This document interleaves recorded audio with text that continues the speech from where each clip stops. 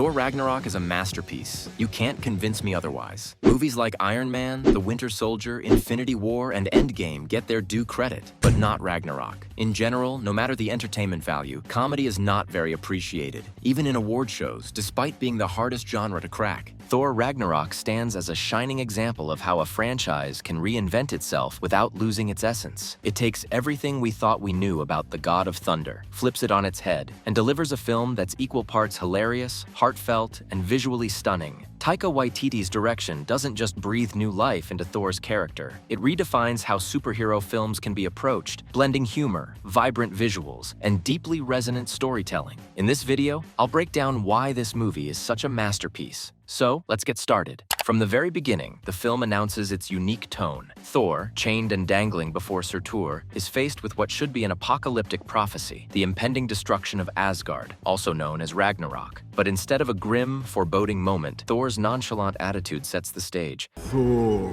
son of Odin.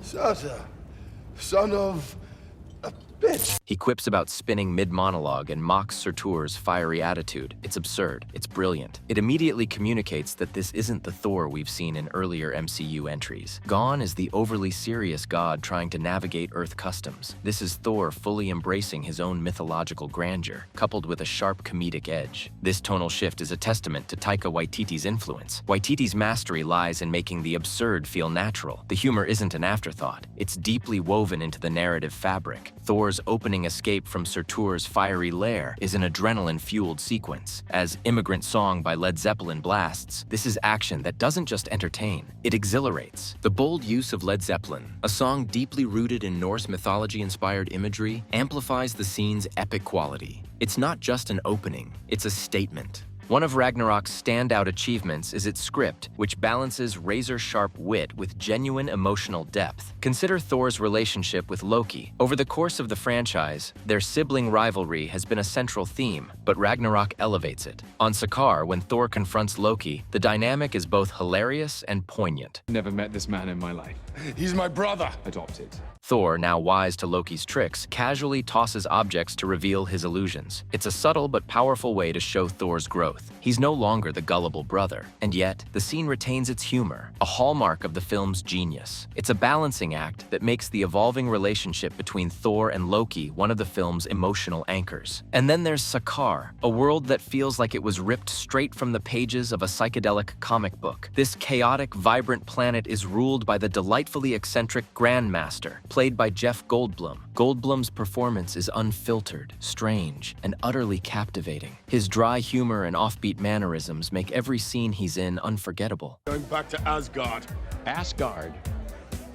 Sparkles, here's the deal. If you want to get back to place, Asgard. Asgard! The production design of Sakaar gives boring vibes, yet it works for what it is intended to be. Neon-lit streets, junkyard landscapes, and towering skyscrapers create an environment that feels like, yeah, I should get out from here. The world building here is so meticulous that Sakaar becomes a character in itself, reflecting the lawlessness and absurdity of the story unfolding within it. Thor's arrival on Sakaar marks a turning point in the narrative. Stripped of his hammer and cast into an alien world, Thor is forced to confront who he truly is. This is where the film's storytelling brilliance shines. By removing Mjolnir, the very symbol of his power, Thor's journey of self-discovery becomes inevitable. The arena battle with the Hulk is a standout moment, not just for its humor, but for its subtext. Thor's delighted shout, "He's a friend from work," captures the joy of their reunion, but it's also a clever commentary on their unique dynamic. The fight itself, full of brutal clashes and larger-than-life spectacle, underscores Thor's resourcefulness and resilience. He's no longer defined by his hammer, he's discovering his true power. Speaking of the Hulk, Ragnarok gives us some of the most compelling Bruce Banner moments in the MCU. The tension between Banner and the Hulk is palpable, and Mark Ruffalo captures this inner conflict beautifully. Banner's return after years as the Hulk is both comedic and tragic. His disorientation, fear, and frustration add layers to his character. Meanwhile, the Hulk's childlike demeanor and banter with Thor provide some of the film's funniest moments. Their dynamic, a mix of camaraderie and rivalry, feels fresh and genuine.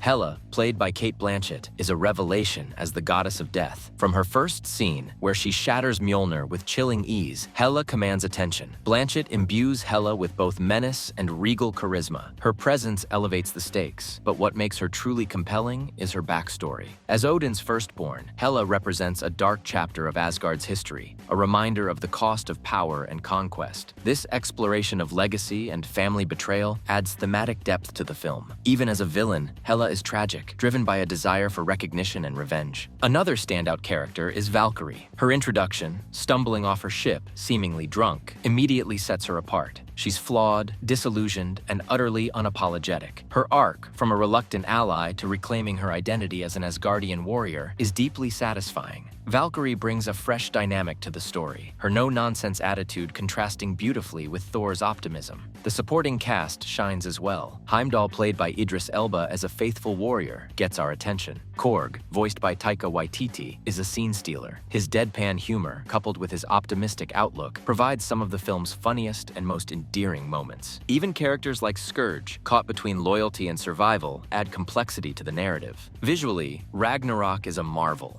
The vibrant color palette, inspired by Jack Kirby's comic book art, is a feast for the eyes. Sakar's neon landscapes, Asgard's golden halls, and the fiery apocalypse of Ragnarok all feel distinct yet cohesive. The cinematography, combined with Waititi's direction, creates a film that feels both epic and intimate. Every frame is meticulously crafted, from the chaos of the gladiatorial arena to the serene beauty of Norway's coastline. The climactic battle on the Bifrost Bridge is a perfect culmination of the film's themes, visuals, and emotional stakes. As Thor fully embraces his power, crackling lightning courses through him in a moment that is as exhilarating as it is deeply cathartic. The triumphant return of Immigrant Song amplifies the scene's pulse-pounding intensity, cementing it as one of the most iconic and celebrated moments in the MCU. Alongside this, we witness the Hulk's epic face-off against Fenris, a clash of raw power against feral fury. The chaos reaches new heights as the Hulk later takes on Surtur in a comedic yet intense moment that lightens the gravity of impending destruction. Thor and Loki's heartfelt reunion reminds us of their complex bond, perfectly balanced between sibling rivalry and mutual respect.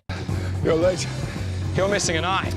Finally, defeating Hela by unleashing Surtur to destroy Asgard highlights Thor's growth, showing his willingness to sacrifice the throne for his people. It's not just an ending, it's a thunderous symphony of action, heart, and evolution. At its core, Thor Ragnarok is a story about reinvention, both for its protagonist and the franchise itself. Taika Waititi's vision breathes new life into the character, blending humor, heart, and spectacle in a way that feels entirely unique. By embracing the absurdity of its premise while staying true to its emotional core, Ragnarok redefines what a superhero movie can be. It's more than just great. And then the same director did Love and Thunder. Now, what do you think is the underrated MCU film? Comment below. Please like, share, and subscribe.